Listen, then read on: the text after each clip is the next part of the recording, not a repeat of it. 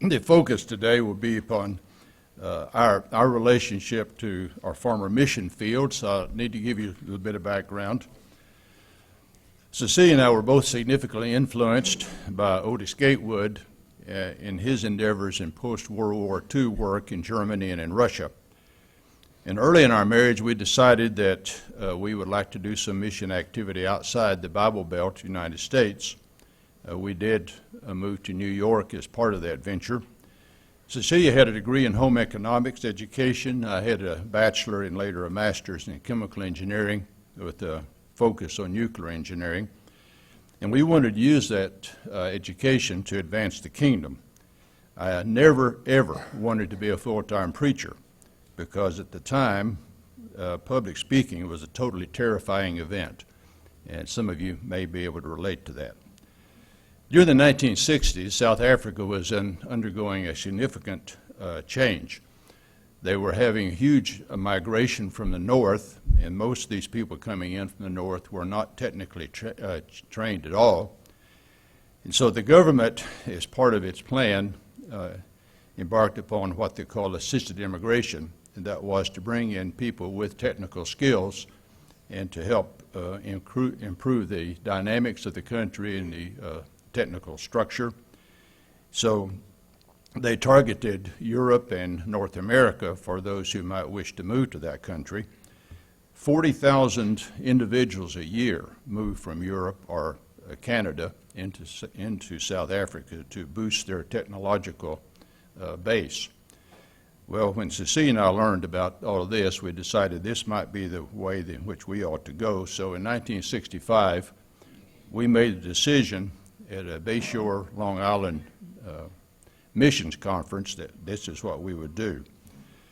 So in April 1966, Cecilia and I boarded an aircraft for South Africa along with our 3 daughters and 1 son. Our son was 8 months old, our twin daughters were almost 5, and our eldest was almost 7. Now, it's a long story, and I could spend a lot of time on it, but basically what happened was that God organized that I got a job in Cape Town. The government actually wanted me to work in Johannesburg, but I wanted Cape Town. So we got Cape Town. God worked in a specific way. So I got a good job with a good company. I was paid as a South African, and all my benefits were as if I were South African. So we began our involvement in a congregation in Cape Town of about 100 people. Because of the total immersion, we were the only Americans there, we learned South African culture very rapidly. And those of you who've been dropped into that kind of situation understand. I think it's an honor of being the chairman of the men's business meeting. And any of you who've ever had that experience know the word dubious really fits.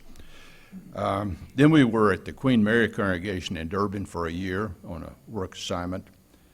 Then we were with the Plumstead congregation in Cape Town for about 10 years, and then that congregation moved and became the Riverview congregation. We were there for a little over 2 years.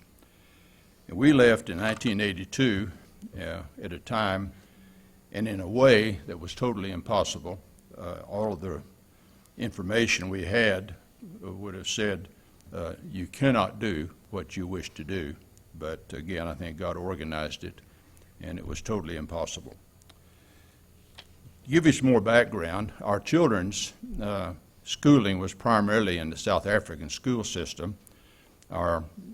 They spent a little bit of time in New York school systems for about 1 year or so. Dana and Melanie in Virginia, our daughters, graduated from Bergfleet High School. That was a school about a mile north of our home in Cape Town. And then they went on from there to study at Southern Africa Bible College in Benoni, which is roughly 1,000 miles north and east of Cape Town.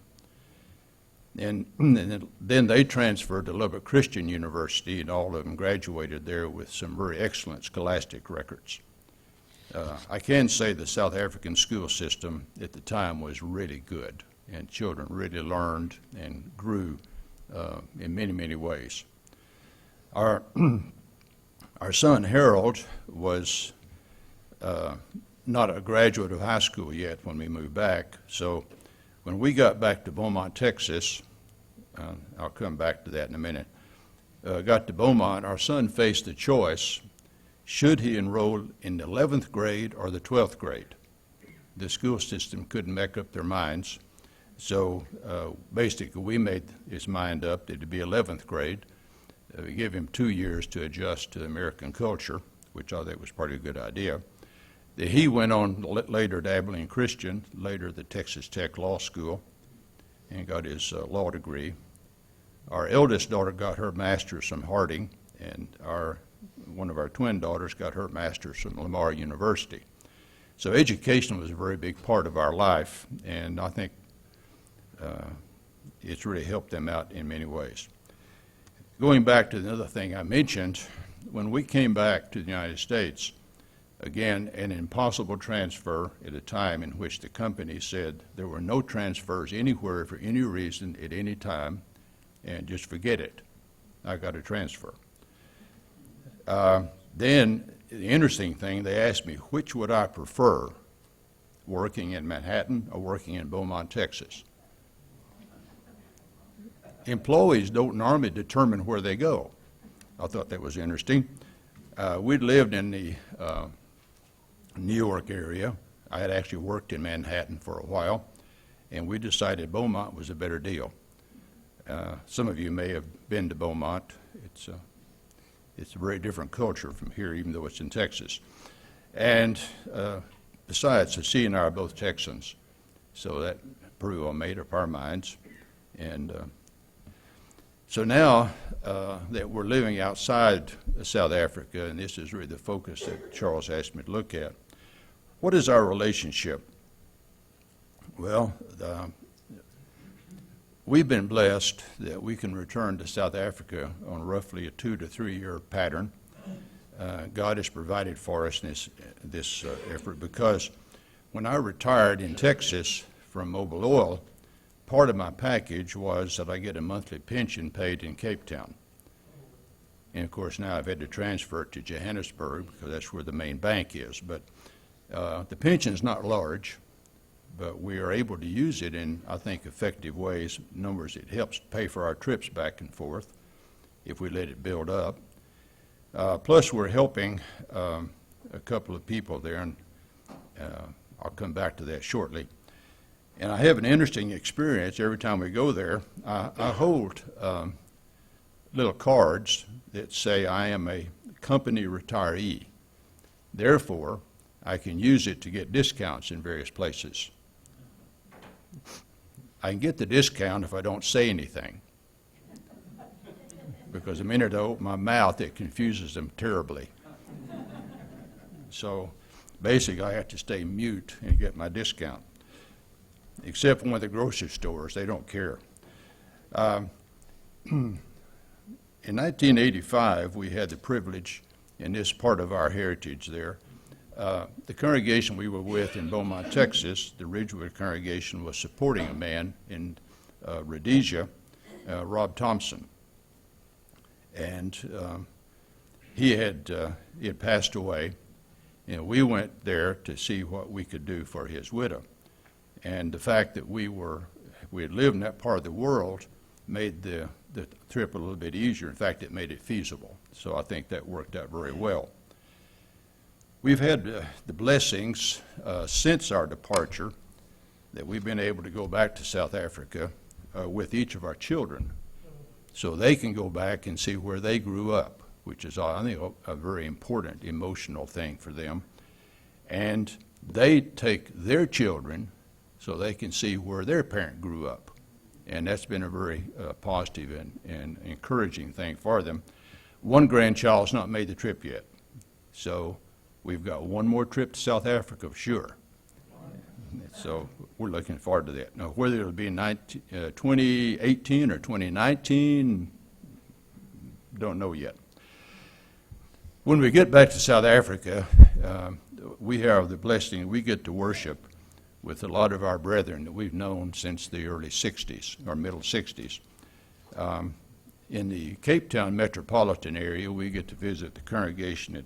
It's now called Thicket Road. We knew it as Rosebank. We get to go to Riverview, a congregation we helped start. And the Athlone congregation, which is one of the really dynamic congregations in that area, the Belleville congregation similarly, and they're spread out over probably, it takes roughly 1 hour to drive between the Riverview congregation and the Belleville congregation. So Cape Town's huge. When we moved there, it was 1 million population. It depends on who you believe now. It's somewhere in excess of 6 million. So the city is enormous. We've known many of these Christians since 1966, so when we go back, there's just a lot of friendship time that we enjoy. And one of our contacts there is named Peter Manuel. Some of the folks here on the staff who've been here for a while will remember Peter. He was in a Bible class that I taught, Old Testament history, and he got enthused about the Bible, and he wound up here. And he's gone back. Since that time, he has participated in building many, many congregations in South Africa and in Namibia. Of course, we knew it as Southwest Africa, but he's very active, a very active church planner. We also, since our return, we've also been able to go back to visit Durban, major seaport where I worked for 1 year. And there we get to visit some people that we've known, and that was where the Queen Mary congregation is. And always encouraging when I'd mention to Americans that we go to the Queen Mary congregation, all kinds of alarm bells go off. You can understand why. Anyway, they've changed their name recently, so it's a leisure. When AIM was involved at Port Elizabeth, we went there on 2 occasions to visit the teams, and got to see what they do and be encouraged by some of the things that they were involved in. We were unfortunately made aware of the International Church of Christ, which is not a positive thing in that part of the world. Whenever Cecilia and I get back to Benoni, Southern Africa Bible College, which is just east of Johannesburg, we get to stay on site in a dormitory. So we get to share in some of the student life. I think that's very encouraging. And we get to teach classes while we're at the school. And since both of us have advanced degrees, apparently it satisfies the South African authorities so that our courses count. Cecilia taught several times, and one of the most memorable ones was she taught the sacrificial system using Gerald's material. And she tells me it went really well. She's also talented musically, so she helps the ladies in their singing and their musical parts of their life. I've been able to teach science support scripture, showing the nonsense of Darwinism, the Gospel of John, aging issues, leadership issues, etc. And I usually get to preach at Benoni Church of Christ, but there's a problem. Benoni is 7,000 feet above sea level. So when you first arrive, it's a good idea to decline all speaking engagements for at least 3 or 4 days to get yourself sorted out. Jerry Hogg is a graduate of SIBI, or SSOP, I don't know which one he claims. He's active at the campus there, Southern Africa Bible College, and he's been the lectureship coordinator now for as long as I can remember. Every year he invites us to speak at the lectureship, and very often Cecilia and I get to speak more than once. They have a ladies' track and a general track and a men's track, so we get those options. I could tell you a lot of stories about that, but the clock is my enemy. Now, when we're away from South Africa, how do we relate? Well, as I've already mentioned, I'm a South African pensioner, and therefore we get a pension every month, and it goes into our standard bank account, a bank we've been with since 1966. I think I'm one of their oldest customers. We provide funds to Southern Africa Bible College out of that pension, and we also provide funds to a man named Leonard Magallo, who's a graduate of SABS, and he and his family live and work in Harare, Zimbabwe. Of course, we think of it as Salisbury, Rhodesia. Interesting, Leonard named his youngest daughter, Cecilia, and named their youngest son Stuart. So there's, that's a little sobering. They have a son, Luke, that wants to come to North America for schooling, and we want to make sure he winds up in the right place. SIBI would be good, wouldn't it? Now, we also keep up to date with South African news because we can get the electronic Cape Argus newspaper. And, well, the Johannesburg paper would be possible, but I like the Argus a lot better. And another aspect of our life that many people don't experience, our son Harold, he's a lawyer in Dallas. His firm in Dallas bought a South African law firm. Since he speaks Afrikaans, he's able to go back to South Africa and work pretty effectively there because he knows New York English, Texas English, South African English, Afrikaans, he knows German, he knows Spanish. So he can tell us a lot of stuff, what's going on. I've got a lot of stories about that too. One of the things that's important in South African life, and it's somewhat true here too, but sports is a big deal, really. Rugby and they call it football, you and I call it soccer. Cricket, it's a big deal. And if any of you have opportunity, you might want to watch a movie called Invictus. It's pretty well balanced. I mean, many times Hollywood misses the whole point, but at least the movie Invictus seems to give a pretty balanced representation of what's been going on and the role of sport and how that country has developed. Because the church is affected by demographics and politics and economics, we stay up to date on what's going on best we can. One of our personal issues has to do with the exchange rate between the South African rand, which is their currency, and the U.S. dollar. When we first arrived in South Africa in 1966, it took $1.40 to buy 1 rand. This last trip we made in October, it takes 7 U.S. cents to buy a rand. So the currency has devalued by a factor of 20 compared to the U.S. dollar. So that obviously affects a lot of things that we can do. This year, the Southern Africa Bible College celebrated its 50th anniversary. We celebrated our 50th anniversary of arriving in South Africa this year as well. So it was quite fortuitous for us. We got to celebrate sort of 2 different ways. And we remember Southern Africa Bible College. There was a teacher and there was a student, and they were sitting on 2 ends of a log under a tree. That was the school. And now they have a very nice building. They can probably house a neighborhood of 40 female students and 40 male students. They have a great library. They have significant structures around the property. It's just a tremendous growth, and it really gives us a lot of sense of encouragement. In this last trip, Cecilia got to speak to the ladies. I got to speak to the men especially. That's the one that I really enjoyed doing. And Truett and Tim Burrow both came for a very short period of time to spend some time with us there at the lectureship. Our brethren at the Riverview congregation in Cape Town, which we helped start, are now developing a history of that congregation, so that's another thing which will be tied to them again because they need our input because the people who are there now, with the exception of one person, don't know the history. And so we want to help provide that. And those brethren are blessed because of so many people in the past, U.S. and South African, who've worked and given and studied and done all kinds of things to help that congregation to grow and develop.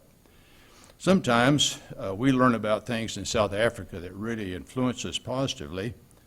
We see increased growth at the college. We see congregations growing. We see all kinds of things developing in their culture.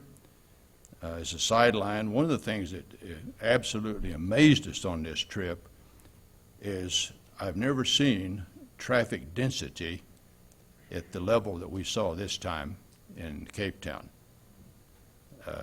I would say I worked in Manhattan. We lived in Long Island. And this was enormous. It seemed like everybody in town's got a car, and they're all on the road at the same time. It's amazing.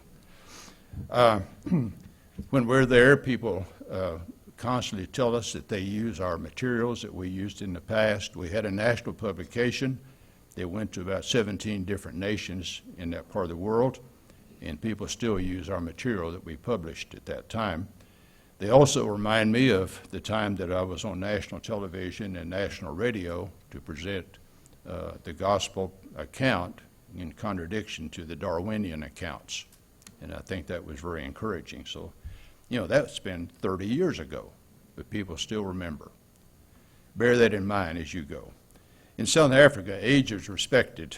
So many times now we are given opportunity to do things that when we were younger we didn't.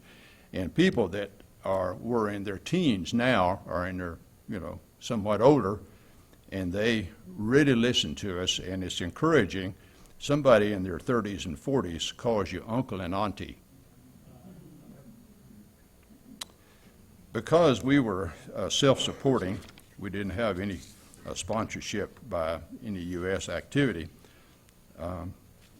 One of the things that was different about us compared to the American missionaries there was we didn't get to come back to the United States very often. In 1968, we got a trip back at company expense for my training purposes. In 1976, we got to come back because brethren in the United States decided we needed a trip. In 1980, it was sort of a mixture, our own money and some brethren. And in 1982, a company expense. So we made basically 3 trips in 16 years. Our children have indicated to us that, in their view, that was good because their life was in South Africa. It wasn't constantly planning a trip to the U.S., enjoying a trip in the U.S., and then coming back and getting reacquainted again. So we didn't have many disruptions in our world. Our parents did get to come one time each, and that was a tremendous help to them. Our children really believe that these infrequent trips were a help. And although they really enjoyed 1976 when we celebrated the anniversary of the United States. So I think that was really good. One of our friends was a teenager when we were there, and he's contacted me in the last month or so. He says he wants to begin a seniors ministry just like ours, which is great. So age is respected there, more so than in the United States, and I think that's very encouraging. Our children have told us several times that they really were thankful that we lived in South Africa when we did, and they appreciated the fact that basically our family was the team. Now, we formed a lot of relationships and friendships with other people, whether they were South African or American, but the bottom line is our family was the team, and I think that was very important. We do get painful news occasionally. When we were there was a beautiful pine forest not very far from the house that we owned, and they decided, somebody, that since pine trees were not native to that particular area, they were going to chop it down, so they did. They chopped down roughly 1,000 trees a day, and it's real sad. They're going to put up bushes now. I've really covered a lot of material, and I'd like to give you a lot more information. I could probably talk all morning, and your teachers wouldn't like that.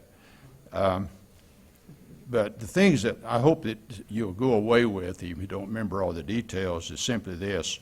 Wherever you go, you'll plant a piece of yourself and your heart, your memories, and even if you're not there for a long time, yet that has a huge impact upon what you do, how you think, how you relate.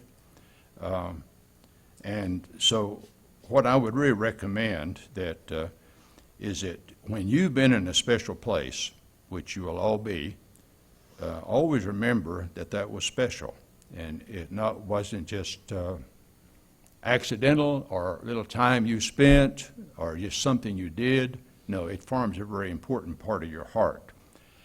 Some of you will eventually relocate back to the United States, and if you do so, I think it's really important that you find ways to get back to your other homeland.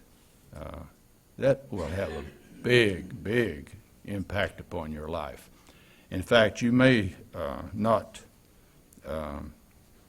think about it when you're planning your trip on this side, but when you are leaving your second home, it's a big deal. It really is. Thank you.